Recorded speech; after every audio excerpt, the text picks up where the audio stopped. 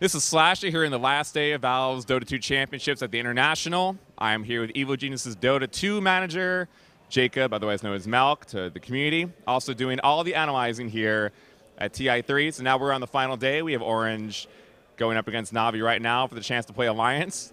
No Chinese teams in the top three. We've been talking a lot this weekend about how much the European, North American community has caught up with China since last year. Now that there are no teams in top three officially, what are your thoughts on everything that's happened this weekend?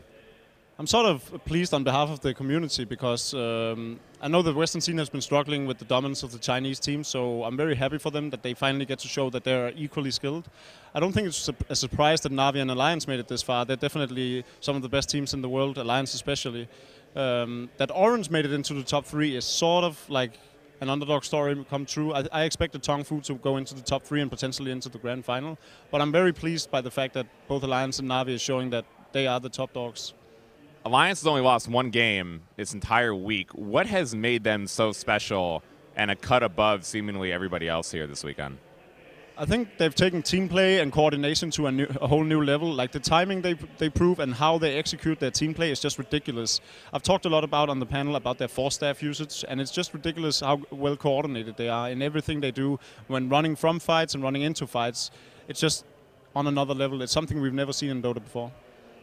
Now we have this match going up right now between Orange and Navi. By the time this is out, we'll find out what happens. But do you kind of expect Navi Alliance final to maybe happen here? If I had to put money on it, I'd probably go with the safe bet and say Alliance Navi, yeah. But I'm hoping Orange can prove me wrong, because it would be nice to see a different team than Navi in a grand final for once. Navi is so dominant and that I just like to see a different grand final for once. Now, you've been analyzing pretty much every game here so far this weekend. Are there any one or two things that have surprised you by watching all the games in terms of the metagame and what has been played so far that has stood out to you more than anything else? Well, as we were saying, the Chinese teams are now out of the tournament, and what has really stood out to me is the fact that their strategies are just, they're not very thought out and thought through. Like Alliance has a clear upper hand on all the Chinese teams in this regard. They just seem unprepared for this event. Why do you think that is?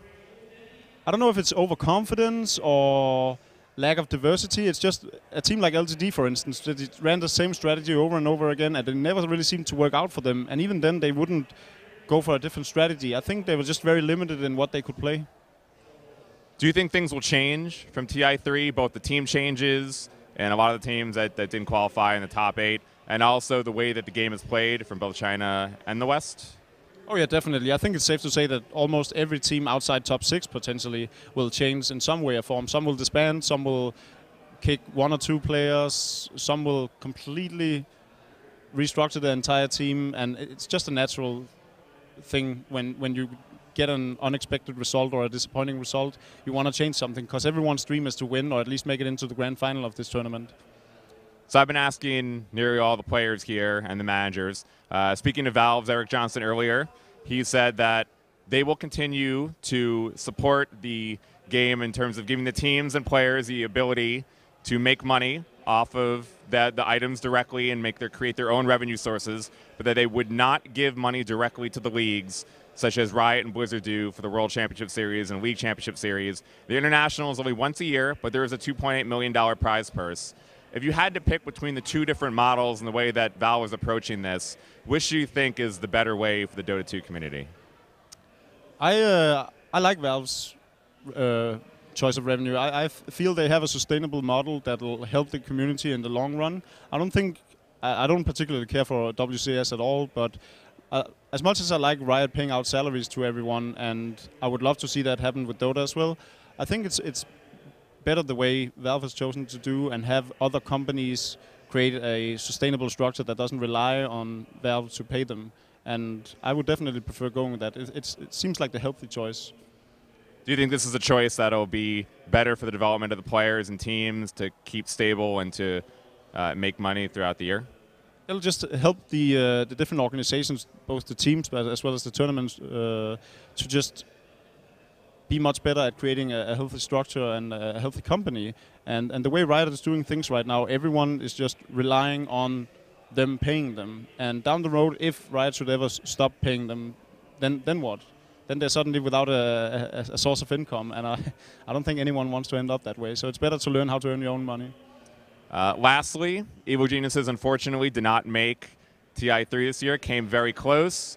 What should we expect from the team for the future after this event? I think we'll probably look at restructuring the team and fill in the gaps that have been created throughout the year, where we're definitely lacking some kind of magic.